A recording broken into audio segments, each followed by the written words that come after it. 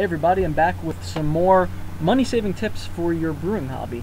And like many of you, I try to save as much money as possible when I'm getting my equipment together, while I'm getting ingredients, everything that I do for home brewing, for other things too. I try to save money. I should probably mention that this is not going to be true for everyone. Not everyone needs to bother saving a few bucks here, a few bucks there. If you have the money, if you make a lot of money and you want to spend it, buy the best stuff you can for your brewery. Of course, if I had the money, I would do it. But some of us need to save money where we can, and that's who these tips are for. So today I wanted to talk about thermometers, and the reason I want to talk about that is because I was currently in the market for a thermometer. And as I was going through some posts and threads on different forums, I noticed that the ThermoPen comes up quite often. The ThermoPen, if you're not aware of it, is probably one of the more accurate and quicker response time, quick read thermometers, and it seems to be kind of the go-to thermometer for a lot of the brewers that I'm seeing on the forums and things. The thing costs $89 or more, plus shipping. It's a lot of money for a thermometer. I personally can't see spending that sort of money on one piece of equipment, especially when I took all this time. You just saw my unboxing video. I took over a year just to put down the money for a burner and a pot, and that costs almost the same as a thermometer. So for me, it was more of a question: how can I save some bucks here and still get a thermometer that's useful, that's not going to crap out on me, that's not going to give me false readings. So I have a few tips here, some money saving tips for people who are getting into brewing and trying to save some money. So first of all, if you're an extract brewer, if you're not brewing all grain, don't even bother with a digital thermometer. I was brewing for a year, and this is what I used. It's a candy thermometer. I got it for probably $7 or $8, maybe even less, at the supermarket. You could get it online, maybe get a better deal. But it's just your standard candy thermometer. I had already had this because I make, I cook and I grill and I make candy. And I had this laying around. It is long, it's pretty long, so it fits in the brew pot. And it is accurate. It's a little harder to read, and if you've had this for a while, you'll notice that some of the numbers may start wearing off, such as right there. And it happens, but I've had this thing for maybe 7 years. So I say I got my $8 worth out of it. Here's the thing: if you're doing extract brewing, you may be taking a temperature for your steeping grains. So maybe, you need to know when your water's at 150 or 160 to steep the grains in. You're not mashing at that point, so it doesn't have to be incredibly accurate. Around 150, around 160, you're good to go. The only other time that I ever had to use this as an extract brewer was when I was chilling my wort down and I wanted to know if it was cold enough that I could put it in the fermenter and pitch my yeast. So there's really no need to spend $90 on a thermometer if you're just doing extract brewing. In fact, even this one might be overkill. You might want to get something like this. This is a little instant read thermometer of the spring dial variety. I got it at the supermarket for like $2. Now, it comes out of here. It's got the little probe. You can stick it in, hold it on the side. It's not that accurate. It can give slightly off readings, and there's no way to calibrate this one. You can get a slightly more expensive one that you could calibrate, but I just wanted a quick $2 thing to use. So again, if you're trying to save money and you're not an all grain brewer, one of these thermometers, it's going to do the trick, and it's going to cost you less than $10. What if you're an all grain brewer?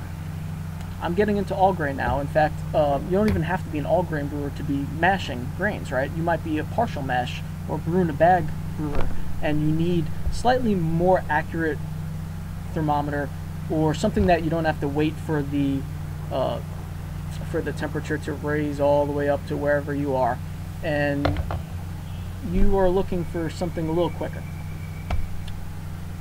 The Thermopen, again, is probably the best bet if you have the money. But for those of you who don't have the money, you could get something like the CDN DTQ 450. I'll put up a picture when I'm editing this video together. I don't own this one yet. It is currently on Amazon for about $15 plus shipping. You could find this probably on eBay for even less. You're going to be paying less than $20 for this thermometer. It's a digital read thermometer. And I recently was doing a little research about thermometers, and I went to homebrewtalk.com and posted a question about it. And Bobby M from brewhardware.com was nice enough to actually do some side-by-side testing of these thermometers. He used the DTQ 450, the CDN DTQ 450, and spot checked it with the Thermopen and also a probe thermometer that he picked up as kind of just an extra one to throw into the mix. What he found was that the CDN that you can get for $15, $16 was just as accurate as the Thermopen and only slightly slower on the quick read times. I'll see if I could get this image that he posted on Homebrew Talk, or I'll link to the thread itself. But he has a little diagram that shows the findings that he got.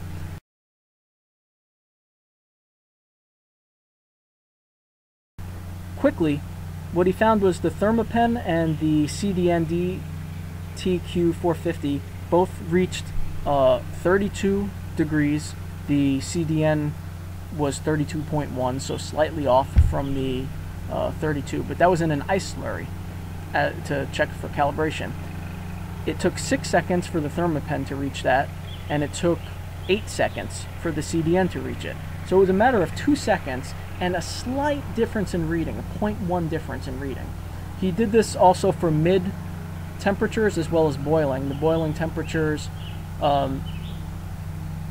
he found the Thermopen took 8 seconds and the CDN took 7 seconds. So in that case, it was actually even a little faster.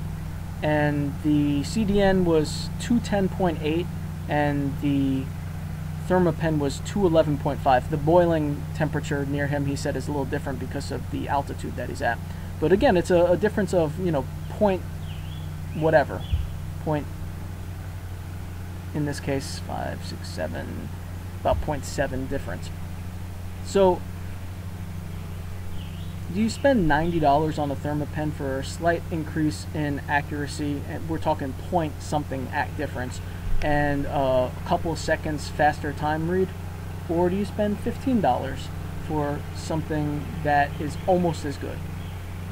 Now, I can't talk to the quality of the build. I can't speak to how long it's going to last. You know, maybe the Thermopen has a better warranty. Maybe it has a longer life to it, and the CDN thermometer may break after a couple of years. I don't know. I haven't read many reviews about these things, but I, for the short term, would rather spend only a few dollars for a thermometer that's almost as good than spending $90 up. Now, this is just me. Again, this is just a suggestion for anyone who's looking to save some money, but it's something to think about. So if you're doing some research and getting a lot of people telling you to get the Thermopen, you know, again, if you have the money for it and you don't mind spending that kind of money, sure, man, go for it. But if you're looking to save some bucks, that's the way to go. Before I close off this video, I want to give one more general tip for saving money. And this is something that's not going to be a huge revelation for most of you. I'm sure most of you do this already. But I did want to mention it. Harpoon IPA. Sorry, I had to take a sip of that. It's talking a little too long. Good stuff. Okay. What's the tip? Go to yard sales. I know. It's a simple thing to do, and most of you already know about it. You're probably hitting Craigslist sometimes. You're probably going to yard sales on the weekend. But, you know, now that summer's here, a lot of yard sales are popping up, and it really can be beneficial to hit these things. I'm going to show you an example of what you can get at a yard sale. I went to a yard sale last weekend. It was Memorial Weekend. There were a ton of yard sales out. We got to one early, and I found a 3-pot set. Now, these are stainless steel pots, 3 pots, a 5-gallon, a 4-gallon, and a 3-gallon with the lids for $5. Here's the pot that I'm keeping. I'm keeping the 5-gallon one. It's a 20-quart, 5-gallon, stainless steel stock pot. Never used, still in the wrapper. Comes with the lid. Beautiful pot. Plus 2 others, plus a 4-gallon and a 3-gallon for $5. I'm keeping the 5-gallon and I'm selling the 4-gallon and the 3-gallon. I'm going to make my money back plus more, and I got a free pot. Yard sales, baby. So, you know, I'm probably going to, this 5-gallon pot, I told you in my last video, I'm getting my 9-gallon with the valve and the thermometer. That's going to be my main brewing kettle for all grain, and probably even for, probably mostly for the all grain. 5-gallon stainless steel pot, I'm going to put that to use for if I'm going to do any small brew in the bags. For any small extract brews, I can use that for the sparge water with my all grain brewing. Great find, right?